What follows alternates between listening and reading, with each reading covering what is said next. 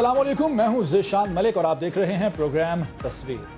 नाज़रीन, मुल्क का सियासी दर्जा हरारत बढ़ता ही जा रहा है और सब नजरें इस बात पर लगी हैं कि पाकिस्तान तहरीक इंसाफ के चेयरमैन इमरान खान आखिर 30 अक्टूबर 2016 को क्या करने जा रहे हैं।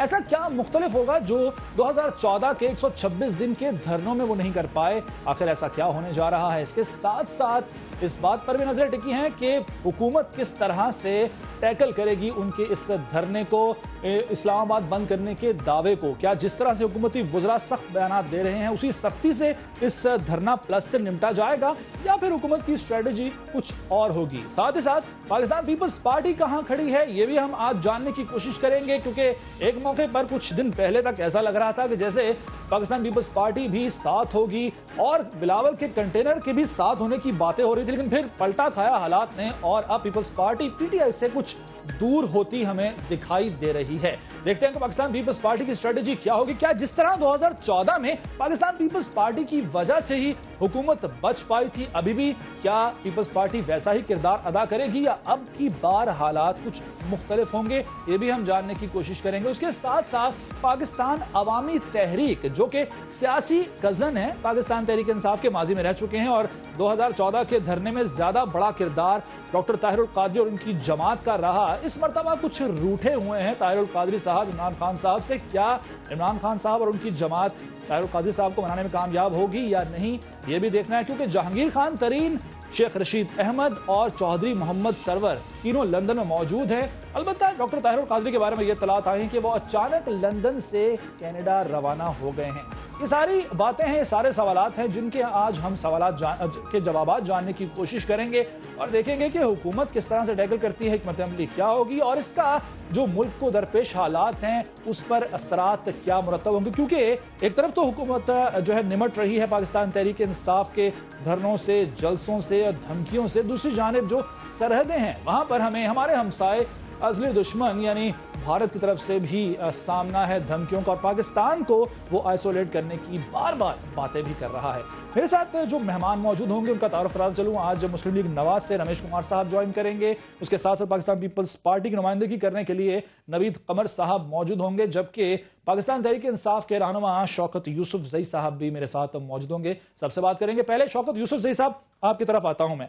सर, अब तो बहुत कम दिन रह गए हैं, स्ट्रेटेजी क्या है, क्या तरीकाकार इख्तियार करेगी 30 अक्टूबर को, आखिर आप करने क्या जा रहे हैं, क्या हिकमत अमली तय हो गई है? बिस्मिल्लाहिर्रहमानिर्रहीम। बिल्कुल हमारी हिकमत अमली भी तय है इंशाल्लाह और पूरी तैयारियों के साथ हम आएंगे और जो इतना बड़ा पाकिस्तान की तारीख का जो बड़ा मालियाती स्कैंडल आया है उसको इंशाल्लाह ताला उसका मंतकी अंजाम तक पहुंचाएंगे। क्योंकि देखें, ये पाकिस्तान गरीब मुल्क नहीं है, इसको बनाया गया है और बदकिस्मती से जो गरीब आवाम जिन लोगों को मुंतखब करते चले आए हैं वो ही उनको लूटते रहे और बाहर अपने एसेट्स बनाते रहे। तो मेरे ख्याल से अब वक्त आ गया है कि उनका एहतसाब हो और मुल्क के अंदर साफ़ सुथरी क़यादत सामने आए। ये कोई पाकिस्तान की शौकत यूसुफ जई साहब, एहतसाब का तरीकाकार आपके ख्याल में, आपकी जमात के ख्याल में बस सड़कों पर आने से ही हासिल होता है? क्या कोई इदारे मौजूद नहीं है मुल्क में? चले नैब पर या इलेक्शन कमीशन पर या एफबीआर पर आप लोगों को एतमाद नहीं है, लेकिन सुप्रीम कोर्ट में तो आपकी पिटीशन मौजूद है, वहां समाअत भी हो रही है। क्या सुप्रीम कोर्ट पर भी एतमाद नहीं है पीटीआई को? देखिए, इदारे बड़े बड़े होते हैं, पार्लियामेंट है, मैं नहीं कह रहा, लेकिन बदकिस्मती देखें कि बहुत सारी चीज़ें ऐसी हैं कि छोटे छोटे सोमोटो एक्शन आप देखते हैं कि छोटी छोटी चीज़ों पे लिए गए हैं माजी में। और नैब को देखें अगर आप, तो छोटे जो मुजरिम होते हैं उनको पकड़ लेते हैं। जो इतना बड़ा स्कैंडल सामने आया है और ये स्कैंडल भी नहीं है बल्कि साबित हो चुका है कि करप्शन हुई है और ये जो पैसा है गया है, तो मेरे ख्याल से अगर इसका भी नैब नहीं पूछ सकता तो फिर इस नैब इदारे का तो कोई फायदा ही नहीं है ना। आवाम को इससे क्या फायदा? नोटिस को छोड़ दीजिए शौकत यूसुफ जई साहब, नोटिस को छोड़ दीजिए, ठीक है, नोटिस नहीं लिया सुप्रीम कोर्ट ने, अलग बात है, लेकिन आपने पिटीशन दायर की है, 3 रुकनी बेंच इसकी समाअत भी कर रहा है, आपने 17 अक्टूबर को भी अपील किया कि इसकी समाअत की जाए। उसके बावजूद नतीजा आने से पहले ही आप लोगों ने ये फैसला कर लिया कि नहीं जी, जो भी नतीजा आता है हम सड़कों पर जरूर जाएंगे। देखिए, ये तो हमारा जमहूरी हक है। आप बदकिस्मती ये रही है कि इस मुल्क के अंदर जमहूरियत कभी पनपी नहीं है, ना ही जमहूरियत कभी हकीकी मानों में नाफिज हुई है पाकिस्तान के अंदर। अगर पॉलिटिकल पार्टीज के अंदर जमहूरियत होती ना तो हमारे इस हिकमत अमली को इतने बुरे उसमें नहीं देखती और जो 5-5 वज़रा आके टीवी पे जो हमारे खिलाफ बोलते रहते हैं, उनको बोलने की ज़रूरत ही नहीं होती। एक चीज़ है, अगर आप समझते हैं कि हमारे आने से आवाम को तकलीफ होती है तो कुर्बानी तो देना पड़ती है लोगों को ना। एक शख्स को बचाने के लिए क्यों इतने आवाम को तकलीफ में डाला जा रहा है? अगर नवाज शरीफ साहब आज कह दें कि जी मैं एहतिसाब के लिए हाजिर हूँ और अपने आप को पेश कर दे तो बात ही खत्म है। ठीक है रमेश कुमार साहब, क्यों आखिर आप इस तरह कर रहे हैं? जमहूरी हक इस्तेमाल करने दें जी पाकिस्तान तहरीक इंसाफ को, और अगर आवाम को थोड़ी बहुत तकलीफ होती है तो कोई बात नहीं। अगर एहतसाब वज़ीर-ए-आज़म नवाज शरीफ साहब का वो मांग रहे हैं, इतना छोटा सा मुतालबा है, आप लोग क्यों पूरा नहीं कर रहे? आखिर क्यों आपके जो वज़रा हैं वो बार बार आकर सख्त ज़बान इस्तेमाल करते हैं, धमकियां देते हैं? देखिए, मैं नहीं समझता हूं कि हम कोई धमकियां देते हैं, मगर जमहूरियत का ये कभी भी मकसद नहीं है कि आप बिल्कुल एक आज़ादी राय है, आप आज़ादी के साथ आप जलसे जुलूस कर सकते हैं, मगर आप किसी को गालियां जमहूरियत के अंदर आप चीफ मिनिस्टर होकर गालियां दें या आप सारा दिन झूठ बोलें, यार कुछ तो कम से कम आप ये भी सोचें कि आपको खुदा के पास भी जाना है, आपको रियलिस्टिक होना पड़ेगा कि हकीकत क्या है। आप PMLN की गवर्नमेंट की परफॉर्मेंस को देख के जो आप बुखलाहट का शिकार हो गए हैं, जैसे कश्मीर के इशू के ऊपर जो अब मोदी साहब बुखलाहट का शिकार हो गए, इधर उधर की बातें कर दी कि मुल्क के अंदर ही जो है लोगों ने उसको जो बुरा भला कह दिया। इस तरीके से ये भी लोगों को इस तरीके से गलत गाइड करना, एक पार्टी का लीडर जो है टीचर होता है, भाई बाप होता है। पीटीआई को खतरा यह है कि परफॉर्मेंस की बुनियाद पर मुस्लिम लीग नवाज मुंतखब हो जाएगी 2018 के इलेक्शन में भी, सिर्फ खतरा ये है, इसलिए ये सब कुछ वो खुद कह चुका है जीशान, वो खुद कह चुका है, इमरान खान कह चुका है कि अगर 2018 तक मैंने मियां साहब को हुकूमत करने दी तो मुझे फिर 2023 तक वेट करना पड़ेगा। ये मैं नहीं कह रहा हूं, वो खुद कह रहा है, क्योंकि उसको पता है कि जिस किस्म के ये यहाँ पे गवर्नमेंट जो चल रही है, जो गवर्नमेंट चल रही है, उन्होंने और इस तरीके ये आपको मैं रिकॉर्डिंग भेजता हूँ आपके मोबाइल के ऊपर, आपका नंबर है मेरे पास। अगर उसने कहा है कह चुके हैं कि फिर आप अभी पीटीआई को छोड़ के आ जाएंगे। इलेक्ट्रो रिफॉर्म कमेटी बनी हुई है, उसकी बात मैं समझता हूं। देखो शौकत साहब, नवीद कमर साहब मेरे सीनियर बैठे हुए हैं और मैं नहीं चाहूंगा कि हम बीच में इंटरप्ट करें, और इस वजह से आप अकेले को मैं पहुंच सकता था, मगर नवीद साहब बैठे हैं, इस वजह से मैं नहीं चाहूंगा कि हम बीच में इस तरीके से बोलें। हर आदमी अपने टाइम पे जो वो बात करे। बात सिंपल में ये है कि आप रियलिस्ट को आप अपनी KPK की गवर्नमेंट दिखाएंगे परफॉर्मेंस, तो लोग आपको मुल्क की हालात के ऊपर भी, आपको मुल्क के अंदर भी आपको जो है वो अक्सरियत दे सकते हैं, मगर आप KPK के ऊपर तवज्जो नहीं दे देते हैं। रोजाना वहां पे टारगेट किलिंग हो रही है, रोजाना वहां पे लॉ एंड ऑर्डर की सिचुएशन खराब हो रही है, वहां पे कोई स्ट्रक्चर नहीं बना हुआ है, वहां पे हेल्थ का निजाम खराब है। आप सिर्फ और सिर्फ मियां साहब की फोबिया आपको लगी हुई है कि मियां साहब के खिलाफ अगर हमने नहीं तहरीक चलाई तो ये पंजाब की जो आज भी परफॉर्मेंस है, मैं नहीं कह रहा हूं, इंडिपेंडेंट इदारे कह रहे हैं कि पंजाब की परफॉर्मेंस, आप उसी मेट्रो के ऊपर आप छू छांड रहे हैं, मगर उसी मेट्रो को आप पेशावर में लेके आ रहे हैं, उसी मोटरवे के ऊपर आप छू छांड रहे हैं, मगर उसी को आप सवात में लेके जा रहे हैं। देखो बातें करना इजी होती है, इस वजह से हम लेके जा रहे हैं। हमेशा मेरे बड़े कहते थे कि बोलने से पहले आप सोचा करो, बोलने से पहले आप सोचा करो, ऐसी बात नहीं करो कि दोबारा आप हमारे साथ मैच करना कि आपका कितना खर्चा है और हमारा कितना खर्चा है। रमेश कुमार साहब, ठीक है, मैं आपकी तरफ वापस आता हूं। नवीद कमर साहब, मुख्तसर सवाल आपसे करूंगा, मुझे यकीन है आप बड़ा इसका जामे जवाब देंगे। पाकिस्तान पीपल्स पार्टी 30 अक्टूबर 2016 के धरना कह लें इसको, या इस्लामाबाद बंद करने की धमकी कह लें, धरना प्लस कह लें, कहां खड़ी है? देखिए, पीपल्स पार्टी का जहां तक पनामा पे मौक़िफ़ है वो बिल्कुल वाज़े है। हम इनफैक्ट शुरू से ही हमने जॉइंट ऑपोजिशन की ही एक तहरीक शुरू की, PTI और तमाम और पार्टीज़ उसमें शामिल थी, और हर स्टेज पे हमने कोशिश की कि सबको इकट्ठा रख के आगे चला जाए। इस वक्त भी हमारा जो थ्रस्ट है मसलन ये कि ये किस तरह से आगे चलेगी। एक सेनेट में हमने बिल दिया हुआ है, क्योंकि हमारे हिसाब से जो गवर्नमेंट ने बिल दिया है वो एक शैम बिल है, उससे कोई भी जो है इंफॉर्मेशन सामने नहीं आएगी पब्लिक के। एक ऐसा बिल जो कि बाकायदे एम्पावर करता हो सुप्रीम कोर्ट को कि वो इस पूरी चीज़ को इन्वेस्टिगेट करके और दूध का दूध पानी का पानी सामने आ जाए।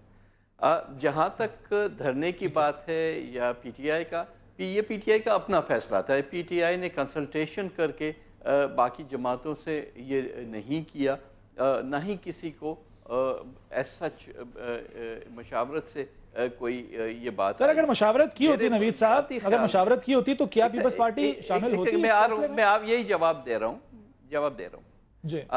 मेरे ज़ाती ख्याल में ये जो स्ट्रीट एजिटेशन का जो स्टेज होता है वो सबसे आखिरी स्टेज होता है, जब और कुछ ही समझ में ना आती हो तो फिर हम आते हैं इसका, क्योंकि इस स्टेज पे जाना मतलब हमने, जैसे आपने खुद भी कहा कि हम सुप्रीम कोर्ट को भी मायूस हो चुके हैं, पार्लियामेंट से मायूस हो चुके हैं और बाकी इदारों से भी मायूस हो चुके हैं। हाँ, ये ज़रूर है कि जितने गवर्नमेंट के मातहत इदारे हैं उनसे हमें एक्सपेक्टेशन रखना कि वो कुछ कर पाएंगे, वो हमारी ख़ुद की एक खुशफहमी खामखा की होगी, वरना और कुछ नहीं होगा।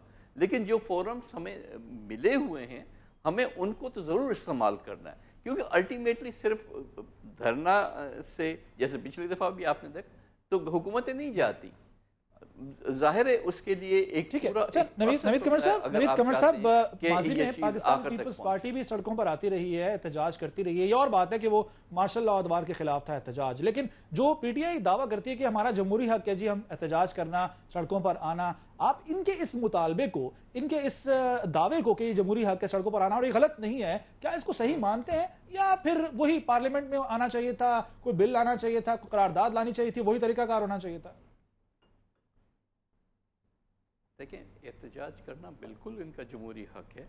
यही फ़र्क है एक मार्शल लॉ में और एक डेमोक्रेटिक सेटअप में। आए, बात करें, चाहे हमारे ख़िलाफ़ ही बात क्यों ना हो, बात करने का उनका पूरा हक है। तो हुकूमत से अगर वो मुतालबा कुछ कर रहे हैं तो ये भी वो हक रखते हैं, सिर्फ इस एक इशू पे नहीं, बल्कि हुकूमत के तो कई ऐसे इश्यूज़ हैं जिस पे एहतजाज हो भी सकता है और उनसे मुतालबात भी किए जा सकते हैं।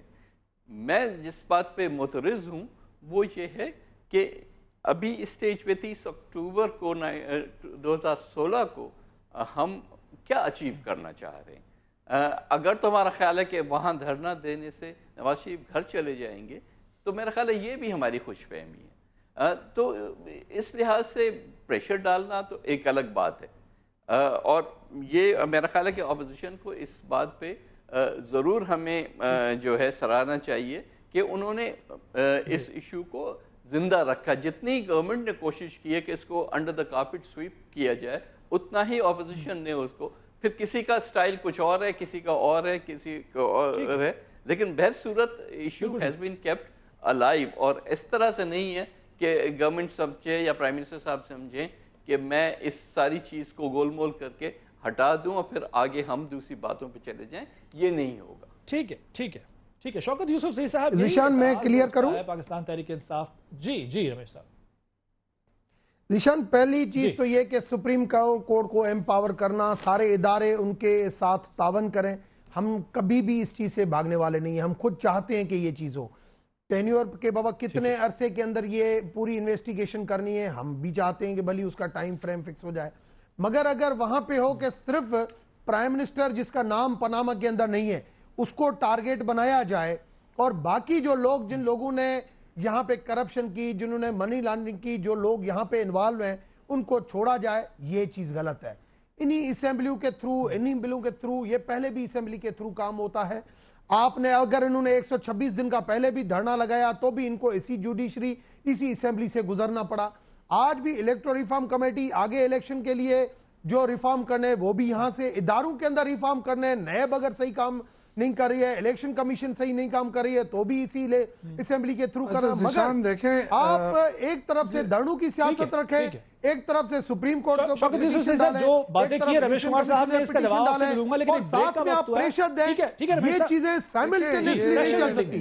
ये प्रेशर आपकी, ठीक है, मैं वापस आता हूं जी, ब्रेक के बाद वापस आता हूं। शौकत यूसुफ साहब आपसे जवाब लूंगा रमेश कुमार साहब ने जो बातें की उनका। नाज़रीन, एक ब्रेक का वक्त है, ब्रेक के बाद प्रोग्राम में दोबारा हाजिर होंगे।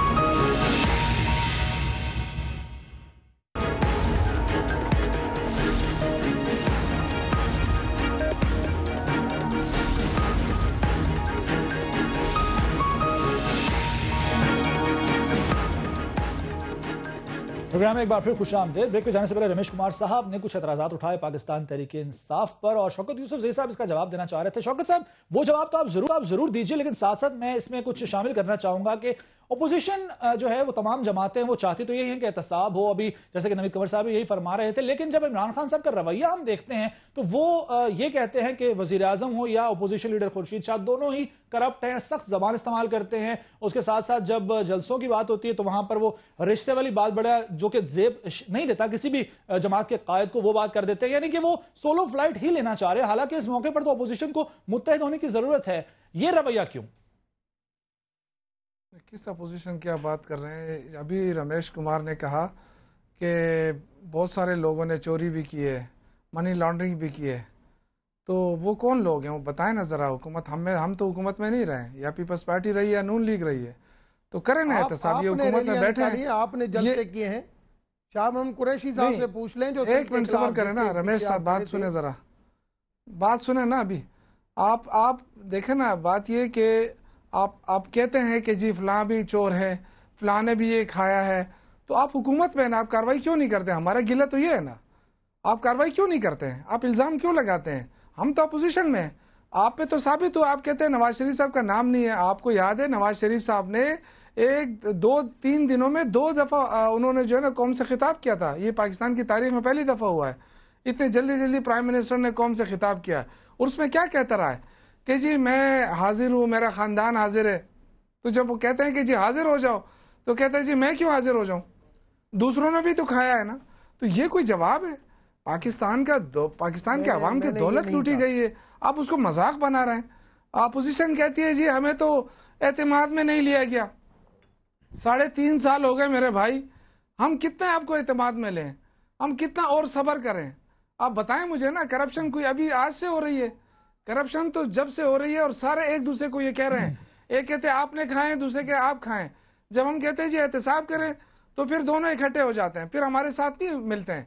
तो हमने तो बड़ा सफर किया कि अपोजिशन के साथ लेकर चले, इमरान खान खुर्शीद शाह साहब को आगे भी किया, लेकिन अब ये तो नहीं हो सकता है ना कि सिर्फ आप इसको टाइम गेन वो करते रहें, टाइम हासिल करें कुछ भी नहीं। आवाम देखते रह जाते हैं कि जी हमारे लिए कौम के नुमाइंदे हमारे लिए क्या कर रहे हैं। इस असेंबली में कौन सी बात होती है, आप मुझे बताएं। जब भी पार्लियामेंट का मुश्तरका इजलास होता है, एहतजाज साहब और वो आपस में लड़ पड़ते हैं। रमेश कुमार साहब, आप बिल्कुल जैसे कि बात की उन्होंने, आप कहते हैं कि जी फलां ने पैसा खाया और लूटा गया, मुल्क मनी लॉन्ड्रिंग हुई, बल्कि पेट फाड़ कर पैसे निकालने की बातें बड़ी मशहूर हैं, वो भी हैं। लेकिन जब आप हुकूमत में होते हैं तो हमें वो जो इल्जाम लगता है ये मुबैना तौर पर कि जी मुका है कि 5 साल आप पूरे कर लें फिर 5 साल हमारे, वो फिर किसी हद तक दुरुस्त दिखाई देता है। क्या ऐसा ही है? निशान, मैं समझता हूं कि पाकिस्तान के अंदर हमें एक मौका मिला जब ये पनामा का इशू आया, और अपोजिशन, क्योंकि PMLN की गवर्नमेंट के ऊपर हमेशा ये इल्ज़ाम लगते रहते हैं कि PMLN की गवर्नमेंट जब भी आती है तो ये इसी तरीके से जो है वो लोगों के ऊपर जब इंक्वायरियां और ये शुरू करती है तो कहते हैं कि पॉलिटिकल विक्टिमाइजेशन शुरू की गई है। इवन डॉक्टर आसम का केस हुआ या जो भी हुए, उन्होंने यही इल्ज़ाम लगा कि PMLN की गवर्नमेंट हमेशा पुरानी सियासत ऐसी करती थी और दोबारा ये कर रही है। जब ये पनामा का इशू आया, इन्होंने बोला कि PMLN भाग जाएगी, मगर PMLN ने जुडिशरी को भी खत लिखा, इन्होंने कहा कि भाई नहीं, पार्लियामेंट्री कमेटी बनाओ। हमने पार्लियामेंट्री कमेटी बनाई, वो भी बैलेंस अक्सरियत में थे। हमने कहा नहीं, अपोजिशन के 6 मेंबर, हमारे 6 मेंबर, हम मिलके इसके अंदर ऐसे रूल बनाए, ऐसा कानून बनाए कि जो भी लोग इस करप्शन की जार से बच नहीं सके। कौन होता है गवर्नमेंट के अंदर जो इस किस्म का कानून बनाए? हमने बनाया। हमने ये कहा कि हम ये बनाए, मगर उसके अंदर रुकावट कौन बने? यही PTI बनी। इसको PTI को पता था कि अगर इस चीजों में अगर ये कानून बन गया, PMLN जैसे धांधली से भरी हो गई, तो हमें 1.5 साल पूरा हम लोग सो गए। हमें कोई जलसे, हमें कोई बात करने का मौका नहीं मिला कि हम जलसों में जाएं, जलसे करें, हम बात क्या करें। फिर ये बहाना ढूंढते रहे। अचानक इनके लिए पनामा का एक बहाना आ गया, उसको इन्होंने इशू बना दिया, और ये भी अगर हल हो जाता है तो फिर ये क्या बात करेंगे? मैं समझता हूं आज भी PTI सीरियस नहीं है। आज इलेक्शन कमीशन के अंदर क्यों कहा कि 2 नवंबर की डेट दो, क्यों जो है वो पहले नहीं करने दी? आज क्यों PTI ने ये कहा? क्योंकि इनको पता था कि अगर इलेक्शन कमीशन भी उन केसों को सुनती है तो फिर 30 अक्टूबर को ये बात क्या करेंगे? 30 अक्टूबर को जो इनको इलेक्शन कमीशन को, सुप्रीम कोर्ट को जो प्रेशर डालना है, क्योंकि शाहजेब के प्रोग्राम में, खानजादे के प्रोग्राम में कह चुके हैं कि सुप्रीम कोर्ट ने हमारी पहले पिटीशन नहीं मानी, मगर जब हमने ये प्रेशर डाला तो हमारी पिटीशन उन्होंने मान ली। मैं समझता हूं इदारे प्रेशर से नहीं चलते हैं, हमने इदारों को इंडिपेंडेंट बनाया है, इंडिपेंडेंट कानून के तहत अपने चक्कर में आए। आज भी अगर 30 अक्टूबर के हवाले से ये अगर पुरअमन तरीके से आएंगे और चीजें, मगर उसी 30 अक्टूबर के हवाले से ये दोबारा रुकावट में अगर करेंगे तो मैं समझता हूं कि अगर 30 अक्टूबर रुकावट तो कानून ऑटोमेटिक हरकत में आएगा।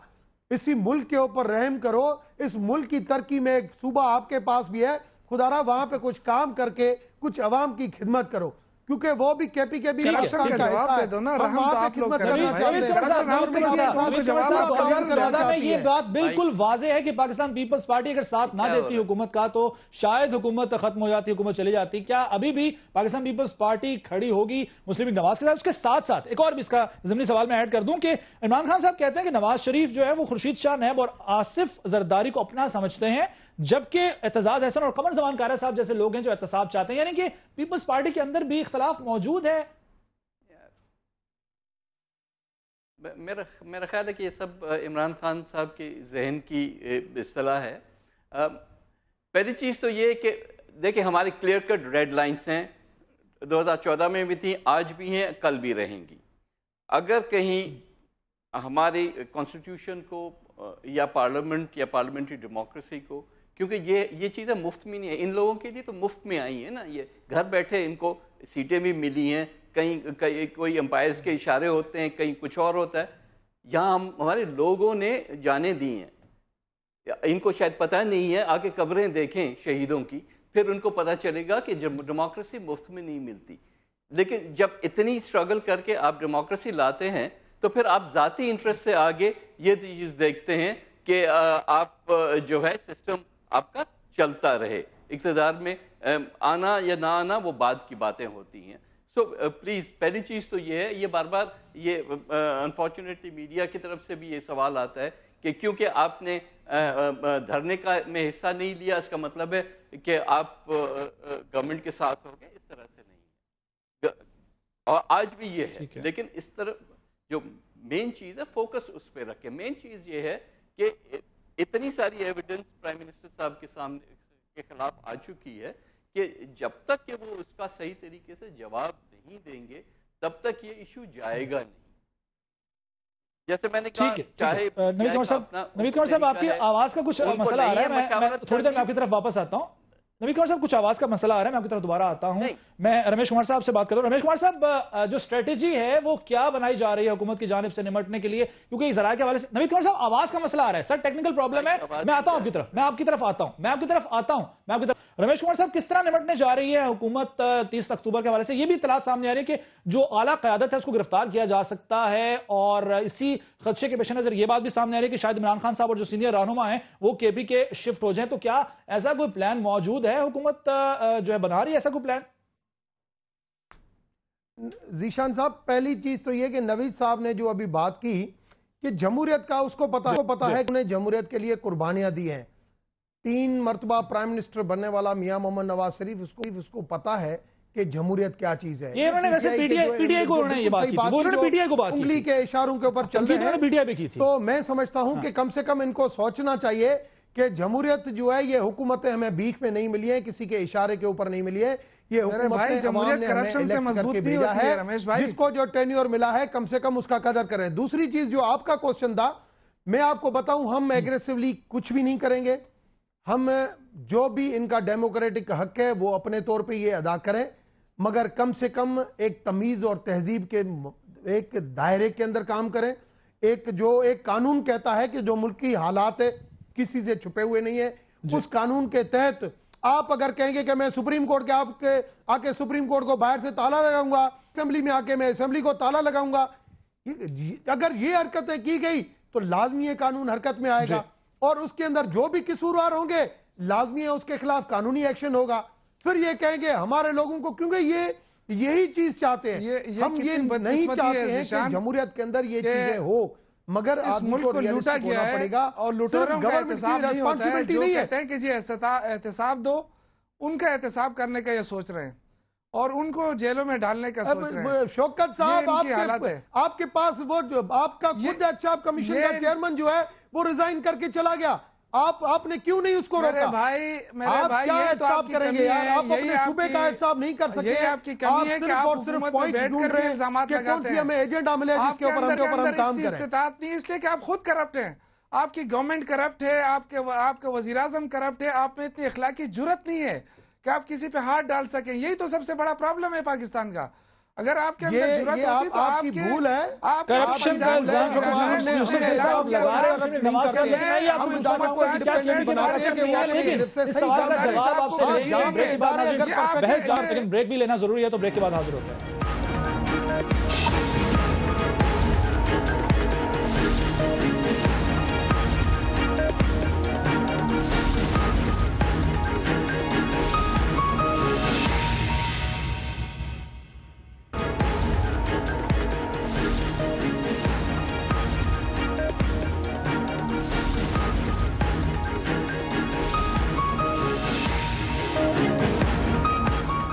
प्रोग्राम एक बार फिर खुशामदीद। बात कर रहा हूं मैं शौकत यूसुफ जई साहब और रमेश कुमार साहब से। तो शौकत यूसुफ जई साहब, ब्रेक में जाने से पहले आप कुछ जवाब देना चाह रहे थे रमेश कुमार साहब की बातों का, लेकिन उसके साथ साथ मेरा एक सवाल भी शामिल कर लीजिए, उसका भी जवाब दे दीजिएगा। लंदन प्लान की बातें हो रही हैं फिर से, और जहांगीर खान तरीन साहब, चौधरी मोहम्मद सरवर साहब और शेख रशीद अहमद साहब तीनों मौजूद हैं, और ये भी बातें सामने आई कि कोशिश की गई मुलाकात करने की ताहिर कादरी साहब से, उन्हें मनाने की कोशिश की गई, लेकिन वो अचानक रवाना हो गए लंदन से कनाडा के लिए। क्या कोई लंदन प्लान बन रहा है? देखिए, कोई लंदन प्लान नहीं है, इंशाल्लाह इस्लामाबाद प्लान ही होगा और उस पर काम हो चुका है। और जितनी तैयारियां मुमकिन थी इंशाल्लाह ताला हमारी तैयारियां मुमकिन बिल्कुल हम रेडी हैं, हमारे वर्कर रेडी हैं, हर किस्म के हालात का मुकाबला करने के लिए रेडी हैं। इसलिए कि ये एक जंग है। देखिए, अगर आप सिर्फ ये कहें कि जी जमहूरियत को ख़तरा है, जब भी आप बात करें करप्शन के खिलाफ, तो अगर करप्शन से जमहूरियत मजबूत होती है तो फिर तो ठीक है, लेकिन अगर करप्शन की वजह से मज़ीद कमजोर होता जा रहा है। अचानक क्यों रवाना हुए लंदन? क्या मुलाकात के लिए रवाना नहीं हुए थे ताहिर कादरी साहब से? नहीं, वो तो जाते रहते हैं। उनका तो अब मैं सरवर साहब आपको पता है वहाँ के नेशनलिटी रहे हैं, उनका कारोबार है वहाँ पे। जहांगीर तरीन साहब अक्सर जाते हैं, उनका जाहिर है वो अपना चेकअप वगैरह भी कराने जाते हैं, तो ये तो एक रूटीन का उनका है। हमें और शेख रशीद साहब दूसरी पार्टी का, उसका मुझे नहीं पता है, लेकिन ऐसा कोई लंदन प्लान नहीं है। तकरीबन आपकी पार्टी की हो चुकी है वो। ठीक है, मैं मेरे साथ शामिल हुए हैं खुर्रम नवाज गंडापुर साहब, मरकजी रहनुमा पैठ के और मनाजुल कुरान के जनरल सेक्रेटरी, उनसे बात कर लेते हैं। खुर्रम नवाज गंडापुर साहब, शुक्रिया वक्त देने के लिए। आपने सुप्रीम कोर्ट पर कुछ तनकीद की, क्या आपको भी इमरान खान साहब की तरह एतमाद नहीं है सुप्रीम कोर्ट के फैसले पर? क्योंकि इमरान खान साहब तो ये कहते हैं कि जो नतीजा आएगा देखते हैं, केस चलेगा, फिर हम देखेंगे क्या करना है, यानी वो पहले से ही फैसला कर चुके हैं कि उनके हक में नतीजा नहीं आना। दूसरा, इसी का जरा मैं ऐड करना चाहूंगा सवाल में कि क्या इमरान खान साहब की तरफ से जहांगीर खान तरीन और शेख रशीद साहब या चौधरी मोहम्मद सरवर साहब ने मिलने की कोशिश की है ताहिर कादरी साहब से, उन्हें आमादा करने की, इस धरना प्लस में शामिल होने की कोई पेशकश की गई है? बिस्मिल्लाहिर्रहमानिर्रहीम। आपने दो सवाल पूछे हैं। पहला सवाल तो ये है जनाब कि सुप्रीम कोर्ट का जो रोल है, जिस तरह मुल्क में इदारों की तबाही हो रही है और सुप्रीम कोर्ट खामोश तमाशाई बनी हुई देख रही है। मॉडल टाउन में जो कुछ हुआ, उस तबाही को देखा, सुप्रीम कोर्ट के सब जजों ने देखा, वो खामोश है। अफसोस तो ये है कि एक आदमी कल जिसको बरी किया गया है 2-3 दिन पहले, वो 2 साल पहले मर चुका है। मर्डर के केस में उसको 19 साल अंदर जेल में रहा और 19 साल बाद इनोसेंट डिक्लेयर हुआ, जबकि वो 2 साल हुए मर चुका है। कितने दुख की बात है कि सुप्रीम कोर्ट को किसी ने इस काबिल नहीं समझा कि वो इतला करते कि ये ट्रायल जिस आदमी का हो रहा है और तारीखें जिस आदमी की लग रही हैं, वो वफात पा चुका है। ये है इंसाफ का निजाम हमारे मुल्क के अंदर। हम सुप्रीम कोर्ट को एक मुकद्दस इदारा बना लेते हैं। सुप्रीम कोर्ट भी हमारे आप जैसे इंसानों पे मबनी है। क्या उनको इस बात का जवाबदेह नहीं होना चाहिए? हम अदालतों पे एक तरफ तो ये है कि चूंकि हम पाकिस्तान में रहते हैं, हमारी मजबूरी है कि हम अदालतों में जाएं और अदालतों में हम गए हुए हैं, लेकिन जो अदालतें हमारे साथ करती हैं और on day to day basis हम देखते हैं कौन सा ऐसा इंपॉर्टेंट केस है डिसक्वालिफिकेशन ऑफ प्राइम मिनिस्टर का केस लगना है, 22-22 दिन की तारीखें पड़ रही हैं। सही। इलेक्शन कमीशन इतना कहां से मसरूफ है कि उनके पास तारीख ही नहीं है। जो हमारी तरफ से दरखास्तें जाती हैं उन पे एक्शन ही नहीं होता। आज इतनी मज़ा खेज बात की सरकारी वकील ने पिछली पेशी पे सरदार रजा साहब ने कहा था कि ये लास्ट आपको हम चांस दे रहे हैं और आपने अगली पेशी पे आके जवाब देना है। आज सरकारी वकील बड़ा कैजुअली उनको कहते हैं कि हमें तो कॉपी ही नहीं मिली। अच्छा गंडापुर साहब अगर अदारों पर एतमाद नहीं है आपको भी, तो फिर जो इमरान खान साहब सड़कों पर आ रहे हैं और वो इस्लामाबाद बंद करने की बात कर रहे हैं और उनका मुतालबा ये है कि जो नवाज शरीफ साहब हैं वो खुद को एहतसाब के लिए पेश करें, तो फिर उस मुतालबे में और उस धरना प्लस में क्यों शामिल नहीं हो रही पाकिस्तान अवामी तहरीक? वो हमारी अपनी पॉलिसी है। आप अगर यही सवाल मैं पूछूं कि मॉडल टाउन के मामले में कितने लोग, हम मॉडल टाउन का मामला तो आपकी चैनल ने भी देखा ना, लाइव कवर किया जी। उस कत्ल के मामले में कितने लोग हमारे साथ खड़े हुए। हम जब उन शोहदा के इंसाफ के लिए बाहर निकलते हैं कितने लोग हमारे साथ आते हैं। तो देखिए हर पार्टी की अपनी पॉलिसी है। तो इसका मतलब यह है कि उन शोहदा के कत्ल पे ना तो पीपल्स पार्टी हमारे साथ खड़ी है, ना ही मुस्लिम लीग खड़ी है, मुस्लिम लीग काफ, ना ही कोई और खड़ा है सिवाय मजलिस वहदत के और सिवाय सुन्नी इत्तेहाद काउंसिल के। जहां तक मॉडल टाउन की शोहदा का ताल्लुक है हमारे साथ तो कोई भी आके खड़ा नहीं होता। ठीक है। आके एलामिये पे तो जरूर दस्तखत करते हैं, लेकिन हमारे साथ जांच करने के लिए तो कोई भी नहीं आ रहा। ठीक है। और वो इनोसेंट शहरियों का खून है। ठीक है। जो मॉडल टाउन की तस्वीरें हैं उनका मुआवजा कर लें जो कश्मीर में हुआ, और कश्मीर में इंडियन जर्नलिस्ट अब ताना देना शुरू हो गए कि आप क्या बातें करते हैं जी कश्मीर की, पहले आप अपने मॉडल टाउन के मामला तो तय कर लें। ठीक है। शौकत यूसुफ साहब, एतराज आपने सुना गंडापुर साहब का, मॉडल टाउन के शोहदा की बात हो तो फिर पीटीआई साथ नहीं खड़ी होती पाकिस्तान अवामी तहरीक के, लेकिन अपना धरना अपने जलसे के लिए दावत जरूर देती है ताहिर कादरी साहब को, पाकिस्तान अवामी तहरीक को। आखिर उस कॉज पर आप उनके साथ क्यों नहीं है? नहीं, जहाँ तक मॉडल टाउन का इशू है मेरे ख्याल से हमने तो हर जगह उसको उठाया है, हर टीवी चैनल पे उठाया है, हर अपने एहतजाज की बात कर रहे हैं, एहतजाज में कोई शामिल नहीं होता, उसमें सियासत नहीं होनी चाहिए। ये इंसानी मसला है। देखिए जो जुल्म बर्बरियत हुई है उसका तो हर कोई मजम्मत भी करता है, और मेरे ख्याल से नून लीग के बहुत सारे लोग हैं जिन्होंने इसकी मजम्मत की है। तो ये तो इसमें तो मेरे ख्याल से कोई सियासत की बात नहीं होनी चाहिए। वो बिल्कुल सही कह रहे हैं, उनको इंसाफ नहीं मिल रहा। तो जब मुल्क में 14 कत्ल हो जाए उनके इंसाफ ही ना मिले सिर्फ इस बुनियाद पे कि चूंकि वो हुक्मरान है, तो ये तो देखे ना। अब कितना अफसोस की बात है कि इस मुल्क में करप्शन हो रही है और सब कहते हैं जी हो रही है, लेकिन उसकी बात ना की जाए।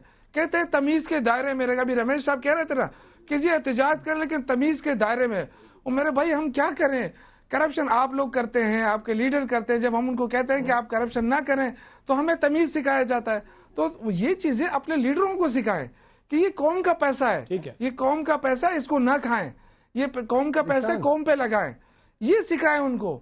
ये सीख जाएंगे तो हर एक में तमीज आ जाएगी। ठीक है। जब ये नहीं होगा तो आप हमें ये धमकियां देंगे कि जी इस्लामाबाद आना है तो हम टांगे तोड़ देंगे, अगर आप आए तो हम ये कर देंगे।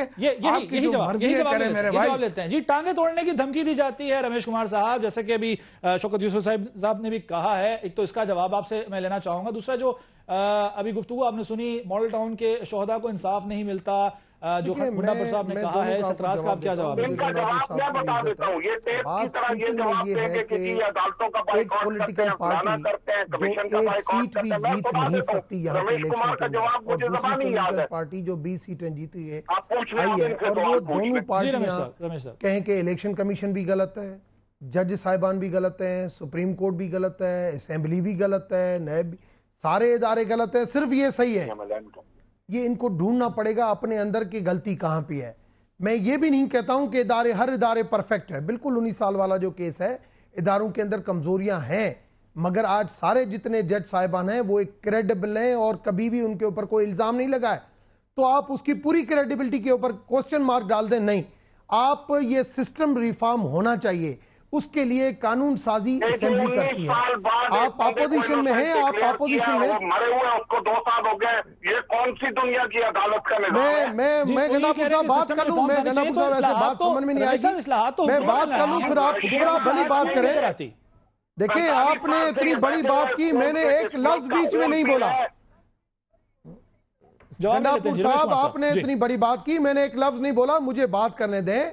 आप इस तरीके से डोमिनेट ऐसे नहीं होता है। आदमी को अपना मौकफ जरूर बताना चाहिए, मीडिया के ऊपर आए चाहे जलसू में आए, मगर दूसरे का भी सुनने का हौसला रखें। जहां पे इमरान खान के खिलाफ रेफरेंस आता है असेंबली के अंदर, इमरान खान के खिलाफ रेफरेंस आता है, पौने घंटे की स्पीच हमें सुना कर जाता है, मगर जब हमारे सुनाने की बात आती है तो उठ के चला जाता है। और भाई आपके पास अगर हौसला नहीं है सुनने का, तो हम भी इतने फारिग नहीं है कि आपकी बातें सुने। हम अपने इलाकों से आए, हमारे इलाकों के अंदर भी बहुत सारे मसले मसाइल हैं, क्योंकि 5 साल हमारे पास भी सिंध में बहुत सारे मसले मसाइल इस पीपुल्स पार्टी गवर्नमेंट से रहा है। आज पीपुल्स पार्टी, जिसको ये खुद पीटीआई कहती थी करप्शन के मास्टर, आज उससे कह रहे हैं कि भाई आप हमसे आके मिलो। मैं समझता हूं आदमी के जमीर ठीक है, रमेश कुमार साहब, अवामी तहरीक के खुर्रम नवाज गंडापुर साहब और शौकत मोहसिन साहब पाकिस्तान ताब से थे। आपने नाज़रीन सबकी गुफ्तगू सुनी है। देखते हैं कि 30 अक्टूबर के लिए क्या करती है पाकिस्तान तहरीक इंसाफ, उसको किस तरह से उसका टैकल करती है, मुकाबला करती है हुकूमत। इन सारे सवालों के जवाब कुछ दिनों में सामने आ जाएंगे। बहरहाल ज़ीशान मलिक और तस्वीर की टीम को इजाजत दीजिए। अल्लाह हाफ़िज़।